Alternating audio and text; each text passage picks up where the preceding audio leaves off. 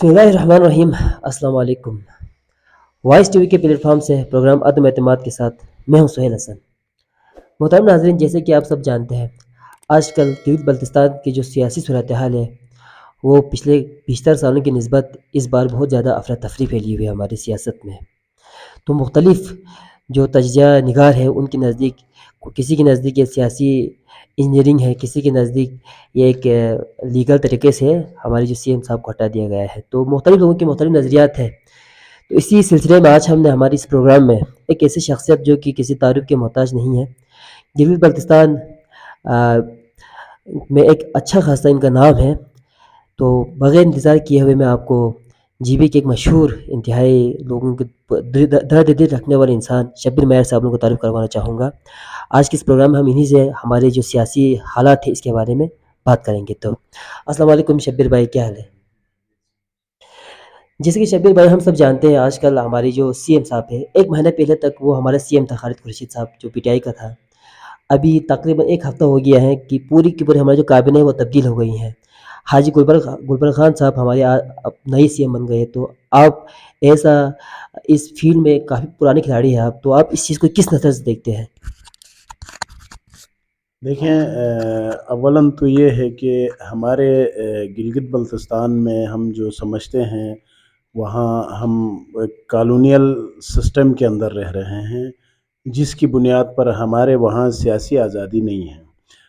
आज देखें, जो वहाँ जो हुकूमत बनी थी वो पीटीआई की अपनी तो नहीं थी, उनकी जो आज़ाद लोग जीते थे वो गंडापुर ने वहाँ आके जिस तरह से मतलब लोगों को हाईजैक करके हुकूमत बनाया था, अदला महल्ला मरकज़ में उनके ख़त्म होने के बाद तो उसने ख़त्म ही होना था। तो ये आज तो नहीं है, पहले भी ये होता रहा है, क्योंकि इस्लामाबाद की मदाखलत वहाँ ज़्यादा है, वहाँ इस्लामाबाद की मदाखलत सियासी तौर पे है। वहाँ मैं समझता हूँ हमारे लोग सियासी तौर पे आज़ाद नहीं हैं, सियासी फ़ैसले का इख्तियार हमारे लोगों के पास नहीं है।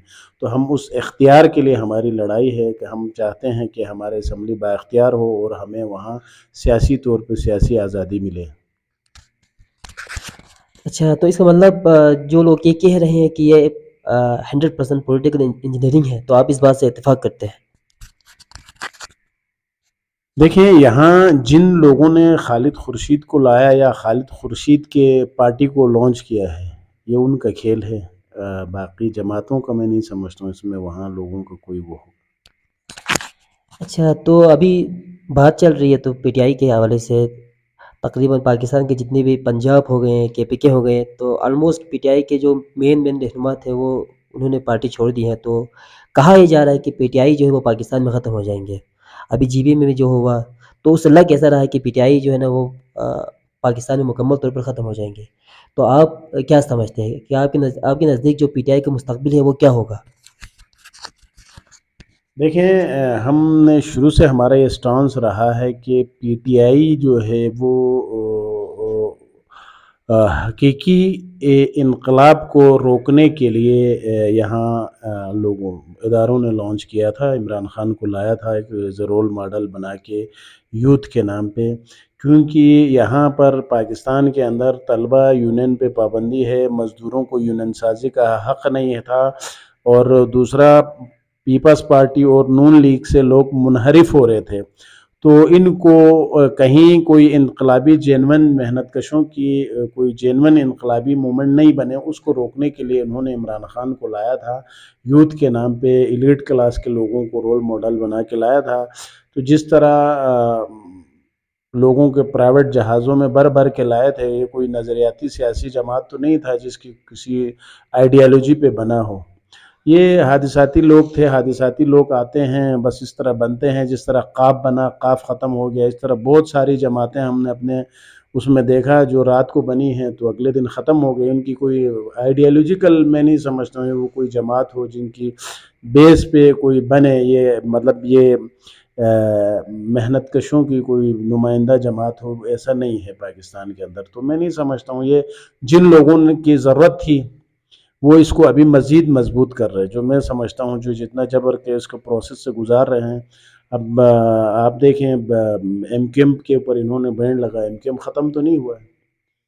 وہ ایک آئیڈیالوجی پہ بنی تھی، وہ آج بھی کام کر رہا ہے۔ آج دیکھیں جہاں پہ MQM 1.5 لاکھ لوگوں کو 1.5 لاکھ ووٹ لے کے آتا تھا، آج وہاں کراچی میں 25,000 لوگ انہوں نے بائیکاٹ کیا، تو 25,000 پہ لوگ نیشنل اسمبلی کا 25,000 ووٹ لے کے نیشنل اسمبلی کا ممبر منتخب ہوئے، تو لوگوں نے ووٹ نہیں دیا۔ تو یہاں کوئی مطلب ہم نہیں سمجھتے ہیں کہ عمران خان کی کوئی آئیڈیا ہے کہ وہ ایلیٹ کلاس محنت کشوں کی بات کرتے ہیں، کہ کسی بھی اس میں یہ 3 سال رہا، یہاں پہ عام آدمی کو کوئی ریلیف نہیں دیا ہے۔ یہاں مزدوروں کی عام دیہڑی دار آدمی کی تنخواہیں نہیں بڑھی، یہاں لوگوں کو علاج کے سہولیات نہیں ملے، نہ اس نے جو ڈنڈورے پیٹے تھے کہ یہ چور ہے، نہ ان کے پیسے انہوں نے واپس لائے۔ تو ہم یہ سمجھتے ہیں نواز شریف، زرداری، عمران خان یہ ایک طبقے کے لوگ ہیں، وہ یہ ایک دوسرے کے اس کو تحفظ کرتے ہیں۔ تو میں یہ سمجھتا ہوں کہ عام آدمی کی لڑائی ان تینوں کے ساتھ ہے۔ اچھا، تو آج کل اب جیسے کہ آپ جانتے ہیں کہ تقریباً پچھلے کچھ عشروں سے ہمارے ہاں بھی ایک جو طبقہ ہے جس کا پہلے ہمیں ذکر نہیں ملتا تھا، مطلب بہت ہی کم تعداد میں تھے، جو قوم پرست جماعتیں ہیں۔ پہلے اگر ہم 10 سال پیچھے چلے جائیں تو اتنی اتنی پاپولر نہیں تھی جتنی کہ آج کل سوشل میڈیا کے دور میں بہت زیادہ پاپولر ہو رہے ہیں۔ تو اس میں ایک لیڈر ہمارے نواز خان ناجی صاحب ہے، جو کہ آج کل بہت زیادہ پاپولر ہے GP کے خصوصاً نوجوانوں میں۔ تو آپ ماشاءاللہ سے آپ خود بھی ایک پارٹی کا چیف آرگنائزر ہے۔ اس طرح بہت سارے جو ہمارے نیشنلسٹ لیڈر ہیں وہ آج کل بہت زیادہ پاپولر ہو رہے ہیں یوتھ میں۔ تو آپ GB میں جو نیشنلسٹ پارٹیاں ہیں ان کے مستقبل کو کس نظر سے دیکھتے ہیں؟ دیکھیں بات یہ ہے، ایک تو ہم پہ براہ راست جبر ہے، وہاں جتنے بھی نیشنلسٹ جماعت ہیں، اب وہ ناجی صاحب رات کو سو کے صبح اٹھ کے تو وہ سیاستدان نہیں بنے ہیں، وہ ایک پروسیس سے گزرا۔ جس زمانے میں وہاں عام پولیس سپاہی کے خلاف بات کرنا جرم تھا، اس وقت انہوں نے ایک خود مختار ایک ریاست کی بات کی۔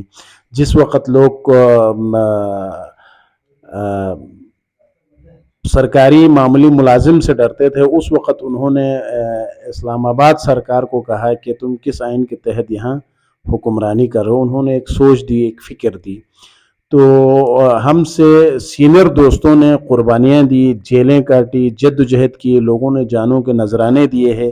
اس کے پیچھے جو آج جو لوگوں کو جو آج پذیرائی ملی ہے، تو اس کے پیچھے ہمارے بزرگوں کی، ہمارے سینئرز کی جد و جہد ہے، ان کی محنت ہے، ان کی پولیٹیکل کریکٹر ہے۔ انہوں نے اب مستقل مزاجی سے اس جد و جہد کو آگے بڑھایا۔ آج ان کی کہی ہوئی باتیں سچ ثابت ہو رہی ہے، تو عوام سچ کے ساتھ ہے۔ تو جو ان کی جو لائن تھی، پولیٹیکل لائن تھی، آج اسی طرف آ رہا ہے۔ ہم جب کہتے تھے متنازع ہے، ہم جب 1 نومبر کی بات کرتے تھے تو اس وقت تو یہ نواز خان ناجی وغیرہ پہ FIR ہوتی تھی۔ آج دیکھیں لوگ 1 نومبر بھی مناتے ہیں، 28 اپریل کو کنڈم بھی قرار دیتے ہیں۔ یہ تمام چیزیں تو ہمارا موقف کون ہے؟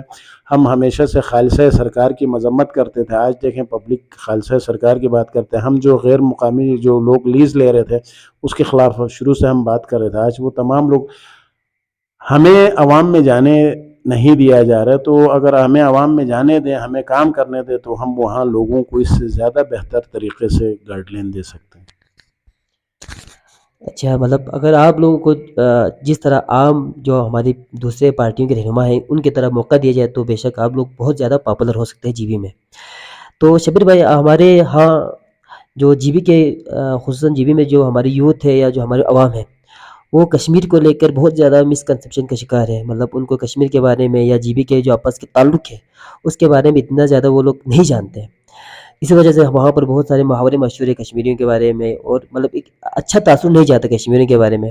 تو آپ ہمارے ناظرین کو یہ بتانا چاہیں گے کہ گلگت بلتستان اور کشمیر کا آپس کا جو تعلق ہے وہ کب سے ہے، اور جو مسئلہ کشمیر ہے اس میں GB کا کیا کردار ہے، یا GB مسئلہ کشمیر میں کتنا اہم ہے، اس کے بارے میں ذرا روشنی ڈالیے گا۔ دیکھیں بات یہ ہے کہ گلگت بلتستان میں اور کشمیر کے اندر جو بیوروکریسی کی جو غلط فہمیاں جو انہوں نے پھیلایا، اب وہی امور کشمیر ہم پہ بھی حکومت کرتے ہیں، گلگت پہ بھی حکومت کرتے ہیں۔ اور یہاں ہمارے کوئی جو قدیم تجارتی جو راستے تھے، 1947 کے بعد وہ ان کو ختم کر دیا گیا. وہ ختم کرنے کے بعد بیچ میں غلط فہمیاں پیدا کی. اب وہ کشمیر اور گلگت بلتستان تو بہت دور ہے. اب بلتستان اور گلگت میں دیکھیں کتنی غلط فہمیاں پیدا کی ہے بیوروکریسی نے اور یہاں اسلام آباد سرکار نے. یہ غلط فہمیاں تو یہ پیدا کیا ہے انہوں نے. اور دوسری جو آپ نے جو اہم سوال پوچھا کشمیر اور گلگت بلتستان کی, تو وہ ہم جو سمجھتے ہیں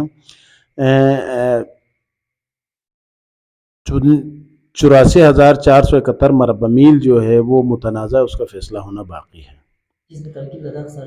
جس میں یہ تمام جگہ. اب اس میں گلگت الگ نہیں ہے, بلتستان الگ نہیں ہے, جموں الگ نہیں ہے, ویلی الگ نہیں ہے. اب یو این میں انڈیا مہاراجا کو لے کے گیا تھا, تو یو این نے جناب پاکستان کو بلایا, تو پاکستان اور انڈیا دونوں نے سگنیچر کیا ہے وہاں پہ کہ مہاراجا کی جو 84,471 مربع میل کا جو اسٹیٹ ہے وہ متنازع ہے, اس کا فیصلہ ہونا باقی ہے. اب وہ ہم تو نہیں گئے یو این میں, نہ کشمیری گئے, وہاں تو انڈیا گیا ہے.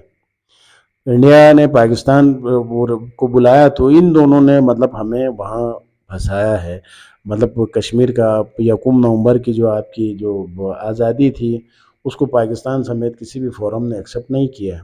تو لا محالہ ہم مسئلہ کشمیر کے ساتھ جڑے ہوئے ہیں. تو ہم دوستوں کو بھی یہ کہتے ہیں کہ ہمارا فیصلہ کشمیر والے ٹیبل پہ ہونا ہے, تو دوست اس کی تیاری کریں, اس مسئلے پہ جب بات کرنے کی تیاری کریں. ہاں, مسئلہ کشمیر کے حل تک ہمیں آئینساز اسمبلی دیا جائے, یہ ہمارا ڈیمانڈ ہے. یعنی جی بی جو ہے وہ مسئلہ کشمیر کا پارٹ اینڈ پارسل حصہ ہے. یعنی اگر مسئلہ کشمیر اس وقت تک حل نہیں ہوں گے جب تک جی بی اور جو کرگل لداخ کے جو علاقے ہیں ان کو بھی شامل نہ کر لیا جائے. آپ کا یہ موقف ہے؟ نہیں, دیکھیں مسئلہ کشمیر کے اوپر تو ان کو 7 ہفتے کا ٹائم دیا ہے پاکستان اور انڈیا کو یو این نے. وہ 7 ہفتے ابھی 75 سال ہو گئے ہیں. تو ہمارا ڈیمانڈ یہ ہے مسئلہ کشمیر کے حل تک ہمیں آئینساز اسمبلی دیے جائے. اچھا, تو میرا بس آپ سے ایک لاسٹ کوشچن ہے کہ پاکستان میں لوگ یہ سمجھتے ہیں کہ جو پاکستان کا سٹانس ہے یونائٹڈ نیشن میں وہ as compare to India, Pakistan کا جو پوزیشن ہے وہ اسٹرانگ ہے مسئلہ کشمیر کو لے کر. تو آپ یہ بتانا چاہیں گے کہ کس کا جو پوزیشن ہے وہ یو این میں زیادہ اسٹرانگ ہے, پاکستان کا یا انڈیا کا ہے؟ دیکھیں, پاکستان کا آفیشیل اسٹیٹمنٹ یہ ہے کہ یہ ہمارا حصہ نہیں ہے, کشمیر کشمیریوں کا ہے. مطلب جموں اینڈ کشمیر, مطلب یہ جو 84,000 جس میں کرگل لداخ اور گلگت بلتستان بھی ہے, یہ اس کا فیصلہ کشمیری کریں گے. اور ان پاکستان کے کسی بھی آئین میں آپ کا ذکر نہیں ہے. تو انڈیا نے تو اپنا کانسٹیٹیوشن کا حصہ بنایا ہے, بلکہ انہوں نے 5 اگست کو تو اسپیشل اسٹیٹس پہ ختم کر دیا. مطلب انڈیا کا سٹانس مضبوط ہے پاکستان میں؟ اسٹانس نہیں, ان کے کیس میرے خیال سے, کیونکہ مہاراجا کے ایگریمنٹ بھی ہے ان کے ساتھ. تو اس لیے ہم دیکھیں, ہماری جدوجہد انڈیا میں یا پاکستان میں شامل ہونے کے لیے تو نہیں ہے. ہم تو اپنی قومی شناخت کی بات کرتے ہیں, ہم تو اپنی قومی آزادی کی بات کرتے ہیں. تو ہماری جدوجہد نہ پاکستان کے لیے ہے نہ انڈیا کے لیے ہے, تو ہم تو اپنی قومی آزادی کی جدوجہد کر رہے ہیں. تو میں آپ کے چینل کی وساطت سے یہ بات اپنے نوجوانوں کو یہی کہوں گا کہ آپ وہاں کی جو جتنے بھی گلگت بلتستان کے قومی جماعتیں ہیں ان کا حصہ بنیں, اور اپنے وسائل کی, اپنے دریاؤں کی, اپنے آنے والی نسل کی بقا کے لیے جدوجہد کے علاوہ آپ کے پاس کوئی اور راستہ نہیں ہے. بہت بہت شکریہ شبیر ماہر بھائی آپ کا کہ آپ نے اپنے قیمتی وقت سے وقت نکال کر ہمارے وائس ٹیوب کو اپنے ماہرانہ تجزیوں سے آگاہ کیا. اس کے لیے ہم آپ کو بہت بہت شکر گزار ہیں. تو ناظرین, آج کے ہمارے اس پروگرام میں آپ نے گلگت بلتستان کے ایک مشہور لیڈر شبیر ماہر صاحب کو سنا. مزید اس طرح کے مختلف شخصیات کو سننے کے لیے ہم ہر ہفتہ اور اتوار کی رات آپ کے پاس نئے پروگرام کے ساتھ آئیں گے. تب تک کے لیے اپنے میزبان سہیل حسن کو اجازت دیجیے گا. اللہ حافظ.